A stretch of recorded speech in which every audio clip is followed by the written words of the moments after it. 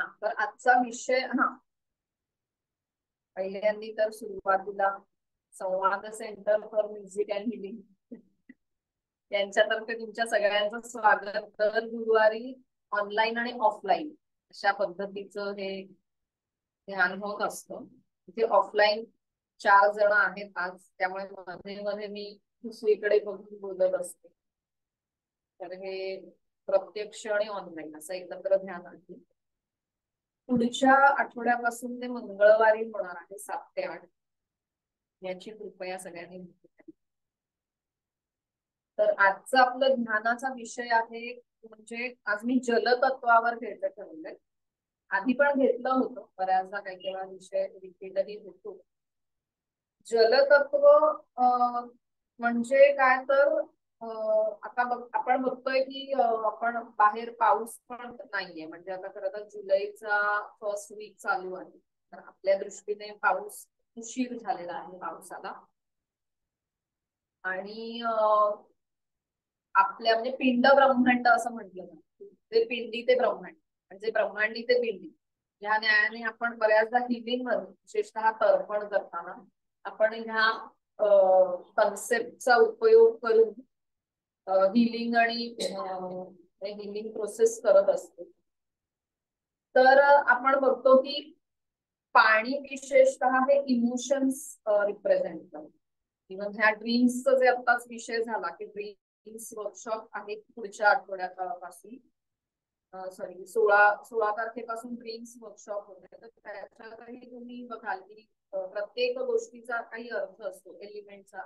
त्याच्यात इमोशन्स म्हणजे पाणी, पाणी म्हणजे इमोशन्स. तर आपल्याला इमोशन्स वर जेव्हा आपण म्हणजे पाणी, आता आज अमावास्या पण आहे, म्हणजे बऱ्याचदा आपण असं म्हणतो की अमावास्या आणि पौर्णिमेला ध्यान करावं.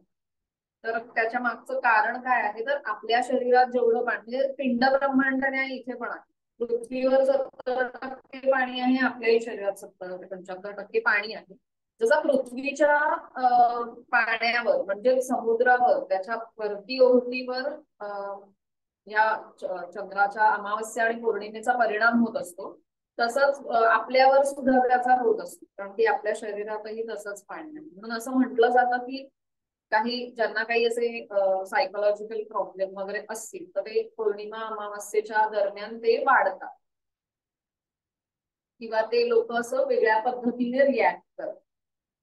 त्याचं कारण हेच आहे की इमोशन्स जो आहे ना, ते पाणी रिप्रेझेंट इमोशन्स. तर आपल्यामध्ये जे इमोशन्स आहेत, तर आजचा विषय काय आहे नक्की, तर आपल्याला आपले इमोशन्स बॅलन्स करतात. प्रत्येक गोष्टीचं बॅलन्सिंग जेव्हा असतं, कारण पाणी सुद्धा कमीही चालत नाही, जास्ती चालत नाही, पूर आलेलाही चालत नाही, दुष्काळही चालत नाही. त्याचा योग्य हे पाहिजे. त्याचप्रमाणे इमोशन्स. आता बऱ्याचदा हल्ली असं होतं की नो इमोशन्स म्हणजे मी स्ट्रॉंग, असं एक बिलीफ तयार. तर नो इमोशन्स म्हणजे स्ट्रॉंग असा त्याचा अर्थ नाही. कारण इमोशन असणं म्हणजे जास्त इमोशन्स, म्हणजे आपण बघतो प्राण्यांमध्ये पण असतात, नाही असं नाही. ग्रॅटिट्यूड असतो प्राण्यांमध्ये किंवा लव्ह. पण मुख्यतः हे जे बाकीचे इमोशन्स आपल्यामध्ये जास्ती आहेत माणसांमध्ये, सो ते लपवण्यात किंवा डिनाय करण्यात काही अर्थ नाहीये. की नाही, म्हणजे आपण कसं म्हणतो की एखाद्याला खूप दुःखाचा डोंगर कोसळला तरी पण ते रडत नाही, मग ते शो की मी खूप स्ट्रॉंग आहे, म्हणजे त्यांना असं वाटतं रडलं नाही म्हणजे खूप स्ट्रॉंग आहे. तर बरोबर आहे, ते काही चुकीचं नाही. म्हणजे आपल्याला बाकीच्या व्यावहारिक जगामध्ये बऱ्याचदा असा एक मास्क म्हणा, किंवा आपल्याला असं प्रिटेंड करावं लागतं. म्हणजे जे कारण असतात, समजा लहान मुलं असतील किंवा तर त्यांच्या समोर कसं रडणार किंवा काही असेल कारण, तर दॅट इज ओके. म्हणजे योग्य वेळेला योग्य ठिकाणी इमोशन्स. नाहीतर काय होतं की आपण जेव्हा ती इमोशन्स बाहेर पडू देत नाही, तर ती नको त्या मार्गाने बाहेर आपल्या शरीरामध्ये साठवून ठेवली जातात, आजाराच्या रूपात कधी कधी बाहेर पडतात. किंवा आपण म्हणतो ना की इमोशनल आउटबर्स्ट किंवा एन्झायटी अटॅक किंवा काय, अशी काय काय हल्ली नावं आहेत. म्हणजे आपण जास्ती फेस करतो किंवा जास्ती लोकांचं ऐकतो म्हणून आपल्याला आता माहिती झालं की असं काय काय होतं, डिप्रेशन येऊ शकतं. म्हणजे इमोशन सप्रेस करण्याचे अनेक परिणाम होतात. त्याचप्रमाणे इमोशन म्हणजे फिजिकली होतात किंवा आपल्या वागण्यामध्ये होतात, आउटबर्स्ट होतात की आपण राग किंवा दुःख योग्य वेळेला म्हणजे ते सप्रेस करून ठेवल्यामुळे नको त्या वेळेला किंवा नको त्या मार्गाने ते तो याचाच अर्थ इमोशन्स आहेतच, नाहीयेत असं होत नाही. जरी तुम्ही ती दाखवली नाही याचा अर्थ ती नाहीयेत असं होत नाही. सो आजचं जलतत्व जे आहे ते आपल्या इमोशन्सना बॅलन्स करण्यासाठी, म्हणजे जेव्हा आपण जलतत्व बॅलन्स करू तेव्हा इमोशन्स बॅलन्स.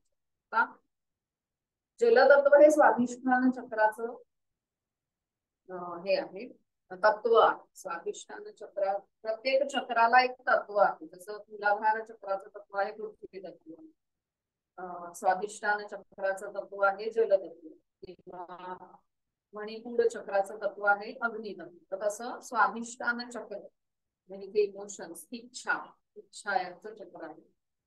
आणि म्हणजे त्याचा म्हणजे आज संकल्प घेताना काय घ्यायचा आहे, तर समजा तुम्हाला त्याच्याशी स्वाधिष्ठान चक्राशी रिलेटेड काही आजार, म्हणजे विशेषतः किडनीशी रिलेटेड किंवा रिप्रोडक्टिव्ह सिस्टीमशी रिलेटेड काही आजार असेल तर तो संकल्पामध्ये घ्यायचा की हा आजार माझा पूर्ण बरा झालेला आहे.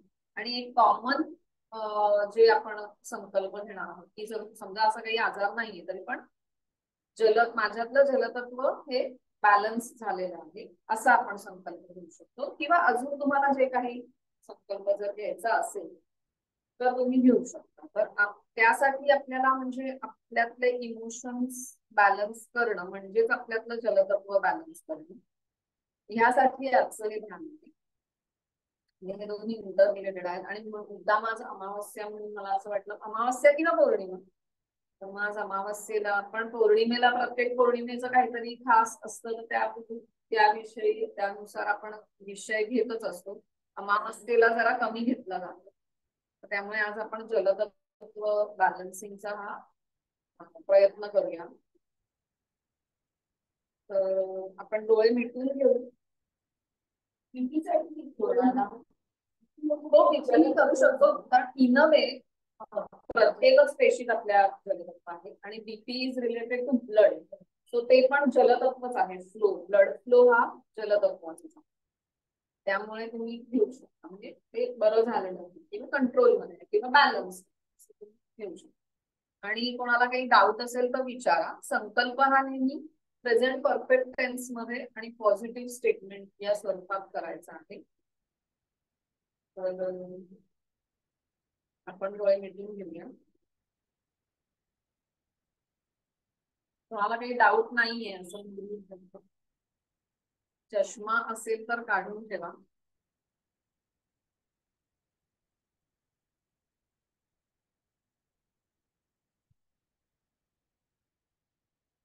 डोळे मिटलेले आहेत. जाणीव श्वासावर आहे. संपूर्ण शरीर शिथिल झालेलं आहे. श्वास अतिशय सहज, सावकाश आणि डीप असा चालू आहे. नाभीपर्यंत श्वास येतोय आणि जातोय.